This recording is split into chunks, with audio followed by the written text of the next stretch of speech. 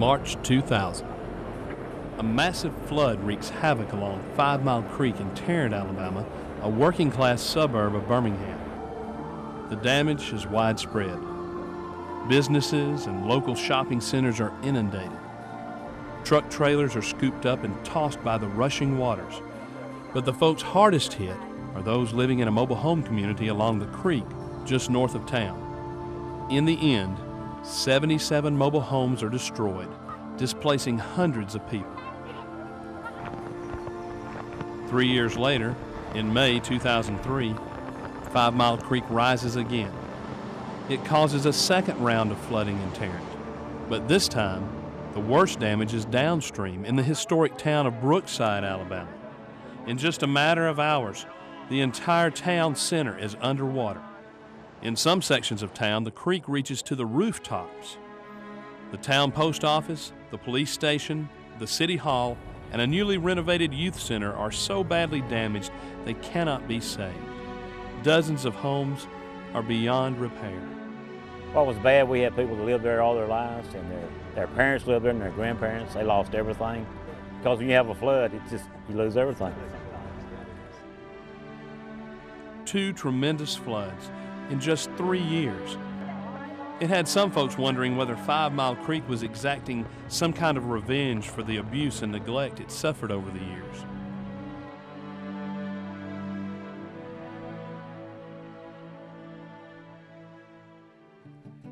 There's plenty of history along 5 Mile Creek, and it mirrors the history of the entire Birmingham region. They call Birmingham the Magic City because it rose like magic, from an obscure rail crossing to a bustling industrial city in just a couple of decades. The reason?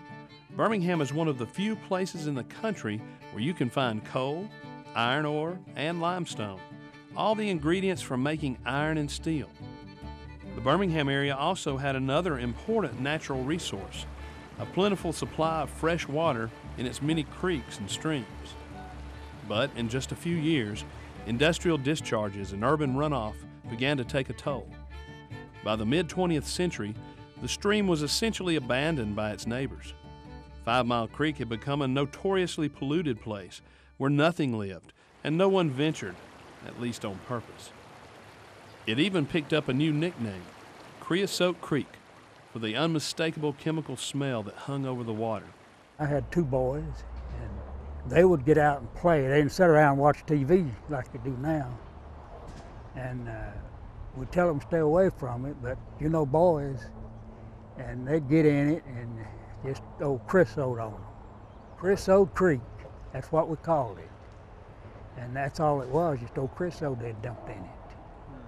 And they would come home with that stuff all over them, burn their clothes. And of course that was back before they had any kind of regulations on that. By the beginning of the 21st century, suburban growth and poor planning contributed to another problem along 5 Mile Creek, periodic flooding. Over the years, some segments of 5 Mile Creek were dredged and channeled, an attempt to reduce the frequency of floods, but that only made the problem worse downstream. The flood certainly brought new attention to 5 Mile Creek and its environmental challenges. Some suggested it was time to give up on the creek, to simply move the remaining people away from the flood-prone waters and leave the polluted creek to its own devices. But a few folks began to see a more hopeful vision for the waterway. One of them was Billy Hewitt, Tarrant's fire chief. Where some saw the ugly remains of a flooded mobile home park, Chief Hewitt pictured something very different.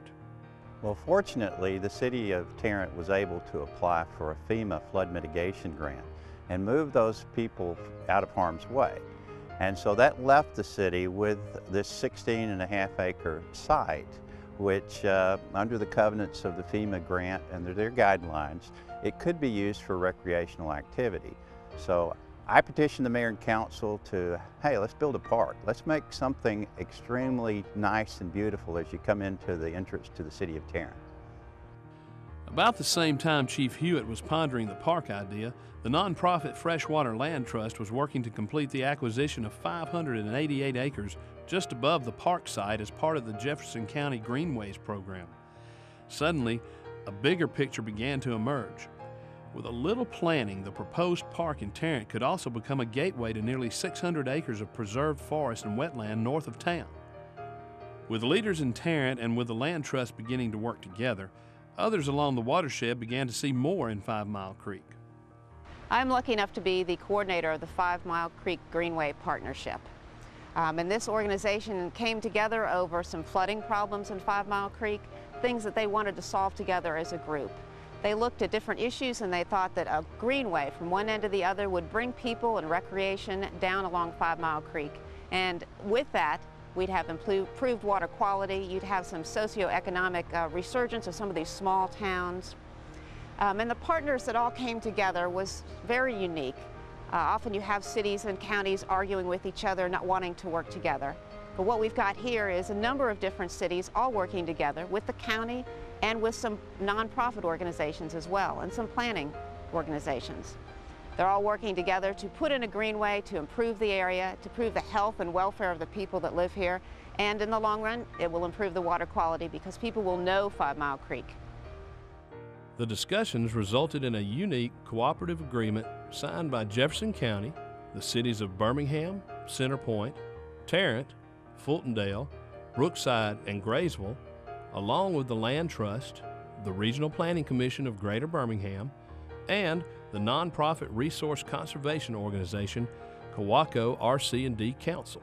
A formal memorandum of agreement was signed creating the 5 Mile Creek Greenway Partnership, with a mutual goal of transforming the creek from an eyesore and an environmental liability into a recreational haven and economic engine for the communities within its watershed. The plan for 5 Mile Creek Greenway calls for a series of parks and open spaces along the creek, connected by hiking, biking, and canoe trails, sort of like a string of pearls on a necklace. Historic sites along the creek would also be protected and enhanced. Meanwhile, new facilities, including an environmental education center and outdoor classrooms, would add to the Greenway's value as an environmental, recreational, and historic asset for the entire region. Almost immediately after the agreement was signed, things began to happen along the Greenway corridor. We'll have to put good topsoil in. They used radios. They need help spreading hay. Word of mouth. And an orchestra of machinery. The goal of these volunteers, a new city park in one day. It's fun. Fun and rewarding for the Youngbloods. The Tarrant family arrived early Saturday. Whatever it takes to make the community grow, I'm all for it. Give me another one and I'll tote it over there. Brick, mortar, and hard work transforming this former eyesore. It's an area that used to house trailers, but flooding like this washed them out. Tarrant's Mayor